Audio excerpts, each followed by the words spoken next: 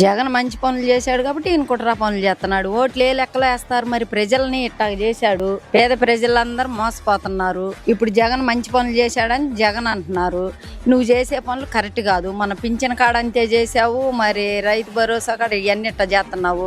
రేపైన నిన్ను నమ్మి ఇప్పుడు ఇవాళ వద్దన్నావు, రేపు నువ్వు ఇచ్చేది అయ్యాక మళ్ళీ నువ్వు గెలిస్తే అయ్యాక ఇచ్చేది. నువ్వు ఏడ గెలుస్తావు? గెలవు. నువ్వు అన్ని చేసేదల్లా కుట్రా పనులు. ఇప్పుడు ఇవాళ ఇవన్నీ తీసేస్తున్నావు. విద్య అదేమని అంటున్నావు, రైతు భరోసాలు, ఫీజులు ఇవన్నీ తీసేస్తున్నావు. ఏ లెక్కలేస్తారు ప్రజలు నీకు? ఆయనకి తెలిసిపోతుందిలే, జగన్ మంచి పనులు చేశాడు గెలుస్తాడు అనేది తెలిసిపోతుంది. గెలమని వాళ్ళకి అర్థం అవుతుంది. ఆయనకి ప్రజలే ఉండారు. ఆయనకి ఆ వర్జాను బజార్లు పట్టకుండా తిరుగుతుండే మీ కళ్ళేం దొబ్బినాయి దొబ్బల. మీకులాగా బూతులు నోటికొచ్చినట్టు మీరు మాట్లాడు.